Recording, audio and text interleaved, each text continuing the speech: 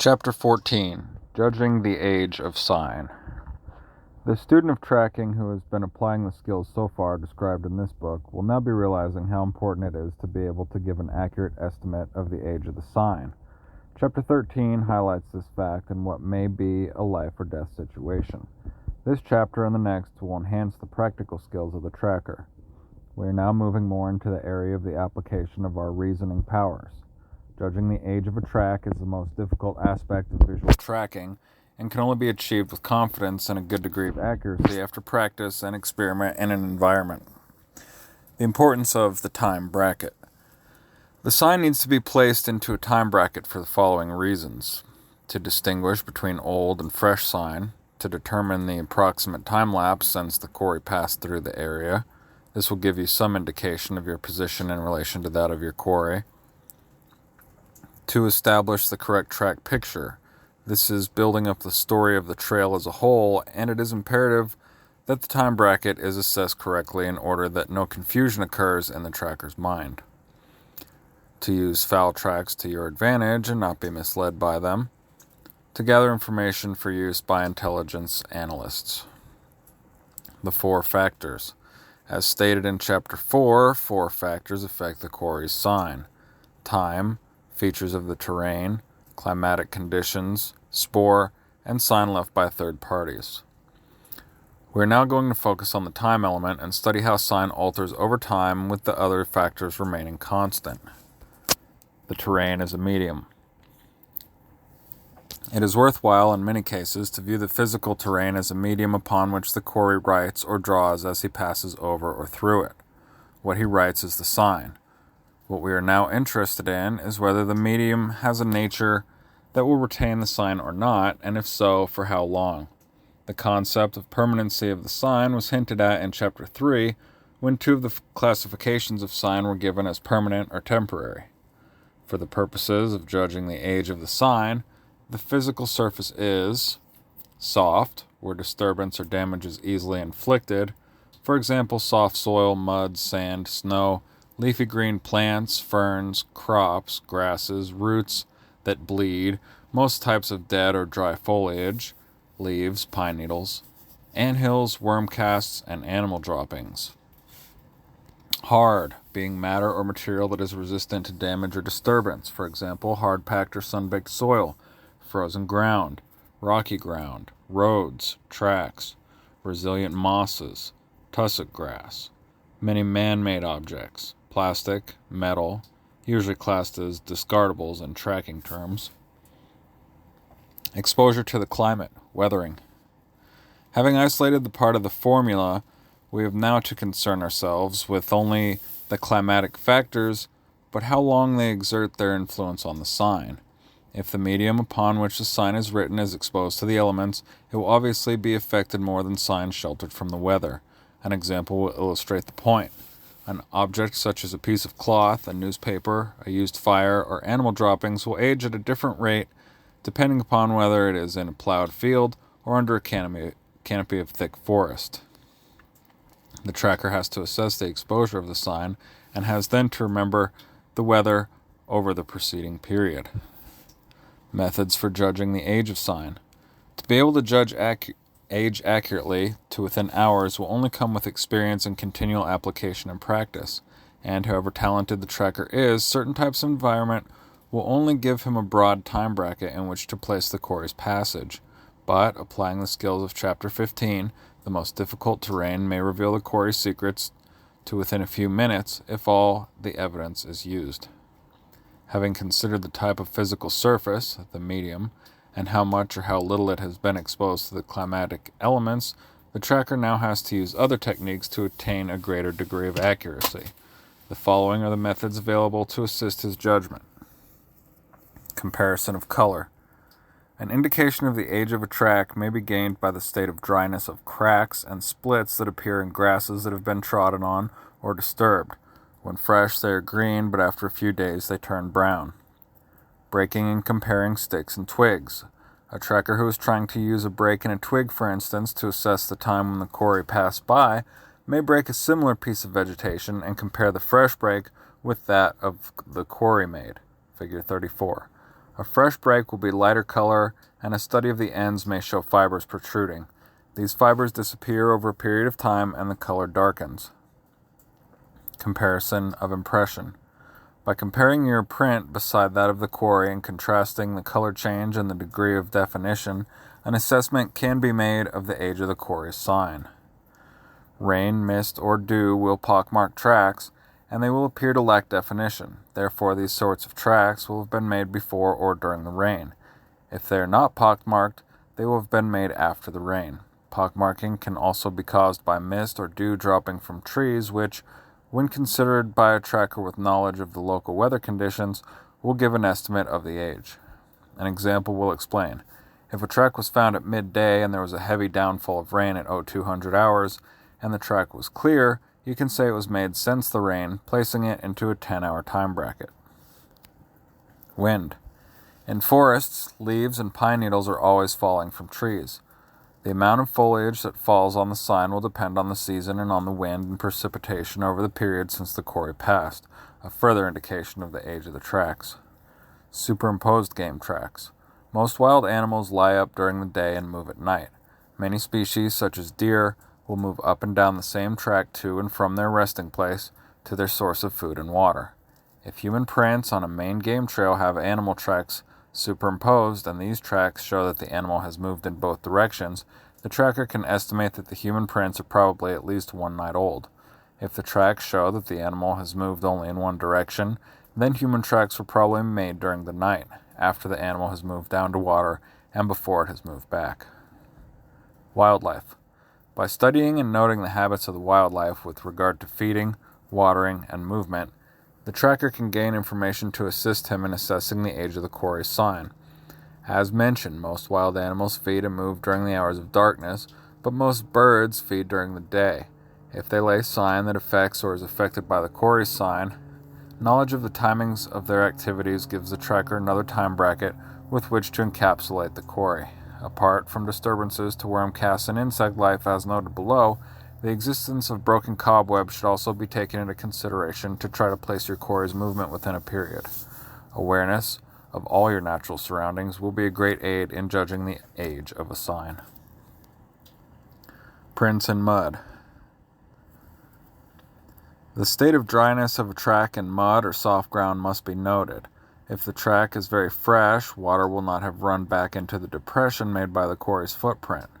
Later, the water runs back, and later still, the mud pushed up around the print and kicked forward by the quarry's foot, leaving the ground begins to dry.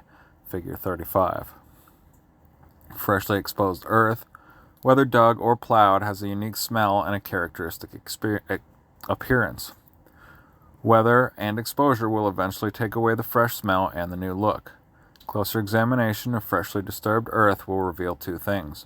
First, it smells different because the newly exposed earth uncovers a greater area of freshly disturbed, squashed, crushed roots and insects, but more importantly, it contains more moisture. When the moisture begins to evaporate, it gives off the distinctive odors. Secondly, it will be noted that freshly disturbed earth is in a completely unnatural position. Clods and lumps of earth will be balanced one upon the other. This is the state of freshly disturbed earth, whether it is plowed, dug, or, of more interest to the tracker, disturbed by the passage of the quarry. The visual tracker will see the similarities between the fresh skid, slide, and scuff marks of the quarry and the newly dug or plowed piece of earth. Shoes, hooves, and pads leave exposed earth. When this is fresh, it will have flat surfaces with straight edges outlining the pattern of the print. Both the color and the smell will be different. Close examination will show many examples of small particles, grains of sand, soil, and mud, balancing one upon the other. As the sign becomes exposed to the elements, the wind, rain, snow will start to blow away the finely powdered earth and level the balancing grains. The heat of the sun will dry up and age the whole appearance and alter the smell radically.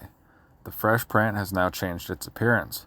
It has become dull in color, vague, and unclear. If the ground is frozen or very sandy, it will react more like rock or pure sand, respectively.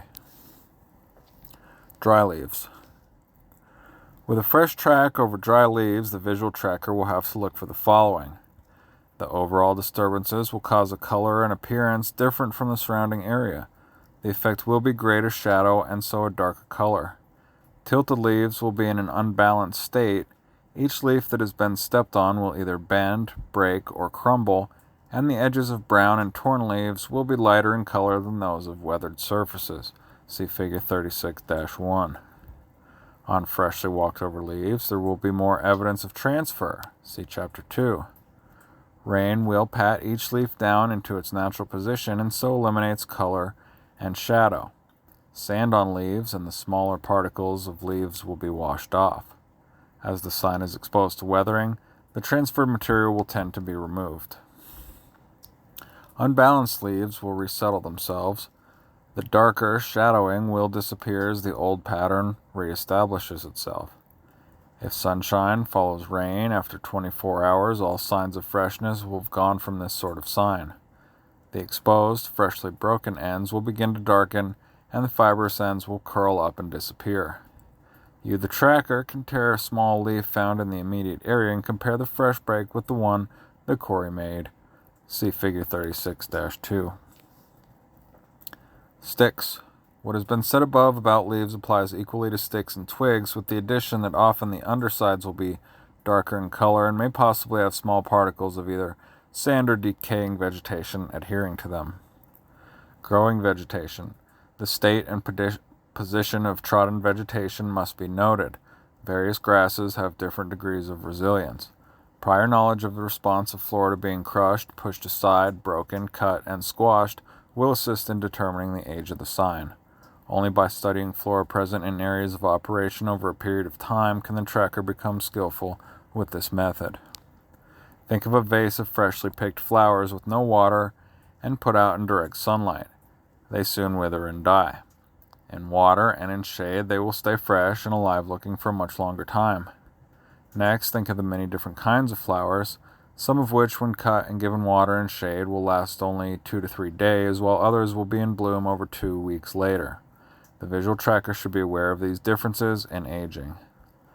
Pulpy leaves with high water content will wither and die faster than vegetation with a low water content. The tip leaves of most branches, which are the new tender leaves, will be the first to show signs of aging. Plants with low water content, when subjected to heavy rain, will rot and darken in color at a rapid rate. The visual tracker must also be aware of a plant's reactions to cutting, breaking, or bruising. So far I've described the effect on the removed section. The growing section must also be considered.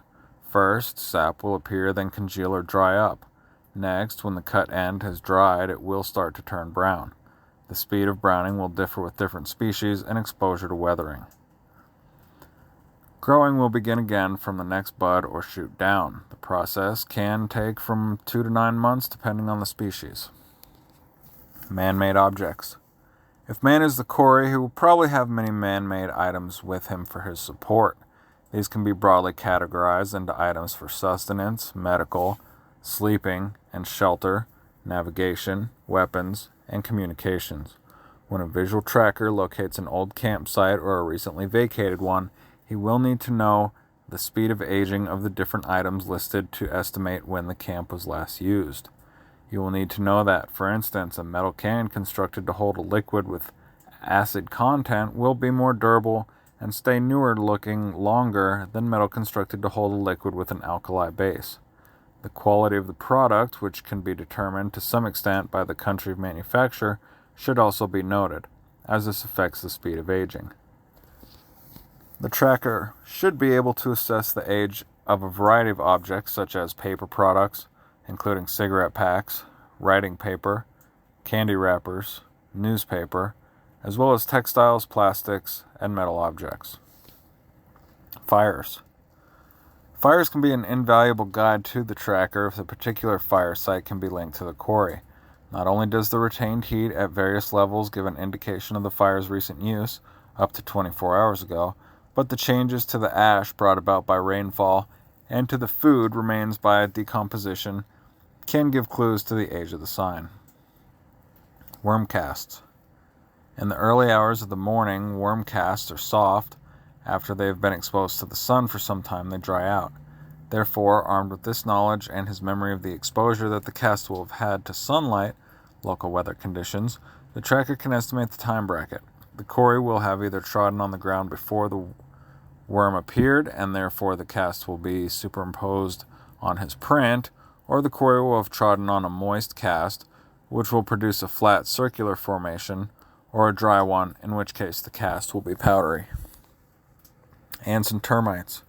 Ants and termites on the move can give you a good indication of the time the quarry passed by, as long as you know by conclusive sign that it was your quarry that disturbed them. Depending on the amount of damage inflicted by them by your quarry, it can take them up to 2 hours to resume their natural formations. Animal droppings. All animals produce either solid or semi-solid feces. Although there can be a variation within a species and even from the same animal depending upon its age, condition, and diet, usually droppings can be used to identify a species. But more usefully, the state of the droppings can be used as a time indicator. Either droppings can be used as sign of tracking the animal who produced the droppings, or the droppings can be the medium for the quarry's sign. The fact that many animals are creatures of habit and have regular defecating places and use their urine and scent glands to mark their areas can also assist the tracker in placing either the animal's movements or some other quarry's movements within a time bracket if the tracker is familiar with his environment. Smell. Smell whether the sap from a freshly cut branch, wood smoke hanging in still air, or the smell of freshly dug animal homes, recent droppings, or newly marked scent posts will all indicate a fresh track. Where there is no smell, this will indicate that the sign is not fresh. An advanced technique, age stands. If a professional tracker is intending to operate in an area over a protracted period, or if he is training other trackers to operate in an area, see Chapter 17, he will employ the following method to enhance his skills in judging the age of sign and provide continuous up-to-date information on the effects weather has on this. He will construct what is called an age stand. It is necessary to construct two, one in the open, subjected to the elements, and a protected one as the control in the experiment. All that is required is two identical patches of prepared ground, each measured 3 meters by 3 meters. What is placed in the age stands depends upon the environment being studied and for what the tracker is preparing. The following items could be included. Materials to make a small fire: cigarette butt, animal fur and wool, matches used and unused, a slice of bread, a handful of rice, cooked or raw, new coin, empty tin cans, both acid and alkali containers, candy still in its wrapper, small pile of animal droppings appropriate to the area, newspaper, magazine, glossy paper, a candle, a small amount of seed, thin green saplings, dry sticks, shavings from a freshly cut stick, pile of leaves, pile of pine needles, sapling cut in half, animals and human prints, which will be added after the stands have been constructed. I have found the following procedure the best to adopt when constructing the age stands. When you come to constructing the fires, remember everything is duplicated, make a small circle about 30 centimeters in diameter with stones about the size of your fist. Do not use man-made stones as they can explode when heated. Then add your tinder, dry grass, small dry sticks, papers, and other kindling as fuel. Light the fires at the same time using more than one match. Blow the matches out when burned halfway down the stem. Leave the matches just outside the stone circle. Next to these used matches, place several unused matches. Light a cigarette, place it on the stand, and leave it to burn down. This is included in the age stand in case the tracker comes across the remains of cigarettes left by the enemy. Light the candle and let it burn for 5 to 10 minutes. Keeping the leaves on, bend the saplings and stick them in the ground, 3 saplings about 30 centimeters in length. Snap in half a couple of dry sticks, making sure not to damage the small, fine, fibrous hairs, and place them on the stand. Plant the seed as per the instructions on the packet. Footprints. Dig a small patch in the stand to accommodate a footprint of a bare foot and a booted foot. Make an impression with the bare foot and the booted foot in the soft soil, withdrawing the foot carefully.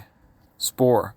As for 8 above, use a plaster cast to make the imprint, see Chapter 24, or a compliant pet. The age stand protected from the elements is to be laid out in the same way as the first stand, but protected by overhead cover. It is up to the individual what materials are used in the construction of the sheltered stand, as long as it has a roof and plenty of ventilation. The ideal procedure is as follows. 1. Make sure that the back of the stand is pointing into the prevailing wind. 2. Drive 2 stakes into the ground 3 meters apart, making sure that you leave at least 1 meter of each stake above the ground. 3. Strap nail or tie a cross section just over 3 meters long across and on top of the 2 stakes. 4. Before going any farther, assemble the items that are going into this age stand, lay them out in exactly the same way as you have done in the first age stand, and light the fire. Once the fire is out, place the roofing material on top of the frame so that you end up with a slanting roof. Make sure that the roof is secured with some heavy or tied, but not nailed down. It has to be easily removable so that the sign can be inspected. The stage is now set. With continuous inspection of the stand over the next few days, weeks, months, and even years, and by keeping a log of the changes, the tracker is able to build up a reference work for his area for judging the age of sign. Being able to assess the age of sign is a vital tool of the professional tracker. It saves him hours of frustrating effort, as he avoids being misled by foul tracks. Applying the techniques above, he can take much of the guesswork out of the assessing age, and this, coupled with the skills depicted in the next chapter, will provide a tracker with an ability to extract the maximum information from the sign left by his quarry. Summary. The importance of the time bracket. The sign needs to be placed into a time bracket for the following reasons: to distinguish between old and fresh sign, to determine the approximate time lapse since the quarry passed through the area, to establish the correct track picture, to use foul tracks to your advantage and not to be misled by them, to gather information for use by intelligent analysis. The 4 factors affecting sign: time, features of the terrain, climatic conditions, spore, and sign left by third parties. The terrain is a medium. The terrain is the medium upon which the quarry writes as he passes. What he writes is the sign.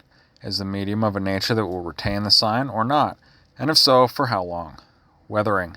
Consider if the sign has been exposed to the elements or sheltered.